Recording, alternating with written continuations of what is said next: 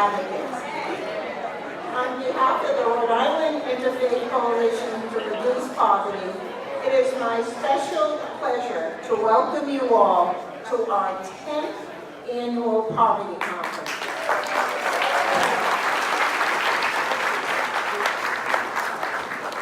And to thank you for making time out of your busy schedule to be with us. There are many of you who have picked up their signs, and many signs still to be picked up. But if you have a sign and you're from a team, from an organization or congregation, can you please hold it up? What a visual, everybody. Thank you.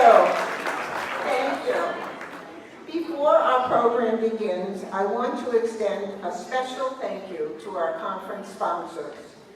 A very big thank you to the Rhode Island Foundation, our major sustaining funder of all the work we do throughout the year.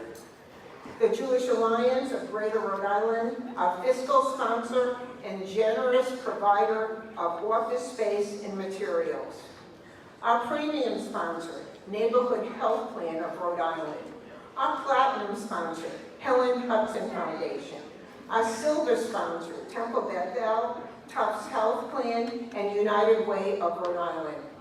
Our bronze sponsors, American Baptist Churches of Rhode Island, Bethany Free Baptist Church, Economic Progress Institute, New England Healthcare Employees Union, SCIU 1199, Rhode Island AFL-CIO, Rhode Island Community Action Association, West Greenwich Animal Hospital, and to Arthur Robbins of the Marriott Hotel, our generous in-kind supporter. Thank you all.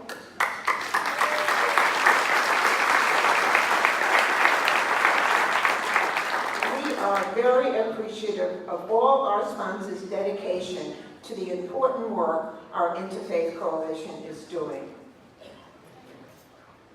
It was 10 years ago in July that a group of faith leaders came together to see whether there was an interest and need for an interfaith coalition in Rhode Island to work toward reducing poverty. The consensus was a unanimous yes.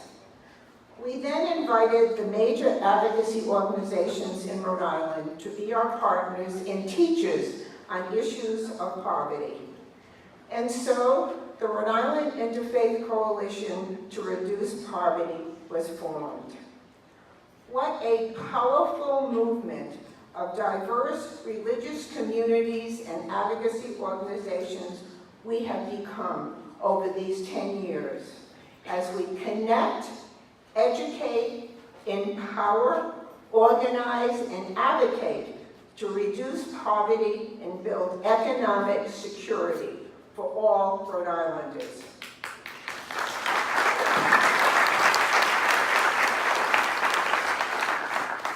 In the 10 years we've been together, we have worked with so many of you to reduce poverty. Together, we've been a voice at the State House to advocate for budgets and laws that ensure that all Rhode Islanders can make ends meet. Let's look at some of our successes. The minimum wage and the earned income tax credit have been increased, putting more money in the pockets of working families. Implementation of full-day kindergarten, expansion of pre-K, and increases in Head Start have provided children with a better beginning. The Child Care Assistance Program, both an early learning program and a work support, have been improved through our joint advocacy. Parents can now access the subsidy if they need child care to participate in a training program. And working parents can stay on the program as their income rises, so they can continue to increase their earnings. There have been some investments in affordable housing, and we restored the no-fare bus pass for low-income seniors and people with disabilities.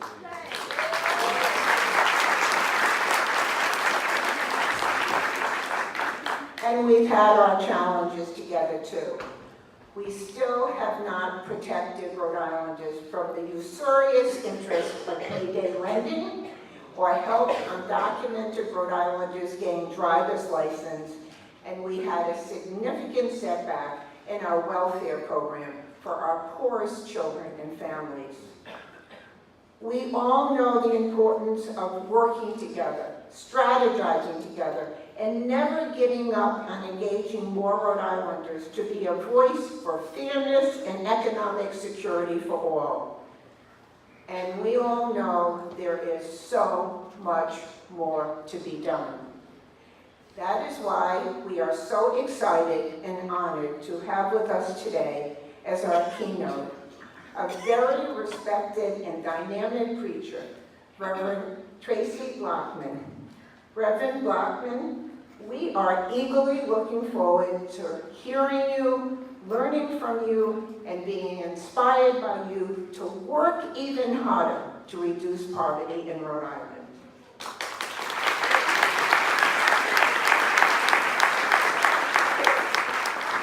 Before we begin our program, it is such a pleasure to introduce our new director and lead organizer, Victoria Strang. Victoria, will you just come over to everybody? Thank you, Victoria, for organizing such an excellent conference. There are well over 300 people here. It is our largest conference we've ever had. And thank you to our steering committee and especially to the members who have been with us since our inception for your continued commitment and work on behalf of our coalition. Can all the members of our steering committee please stand up?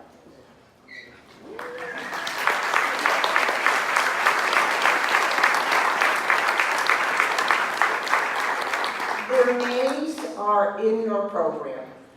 A special thanks to Wilsa Galaza from Rhode Island Kids Count for once again taking care of our registration. We can't do it without you, Wilsa. And finally, to all of you from so many allied organizations and congregations, we are so grateful for your presence today. The Rhode Island Interfaith Coalition will continue its work to elevate the critical issues of poverty during the remainder of this legislative session, and will keep you informed of any major poverty issues and events. You have our 2018 legislative platform in your packet, and will learn more about our issues during the excellent workshops we plan later in the program. As I look across the room and see so many people who share our mission and goal, our Interfaith Coalition has no doubt that our continued work together will have an immediate and lasting impact on reducing poverty in our state. Thank you all so much.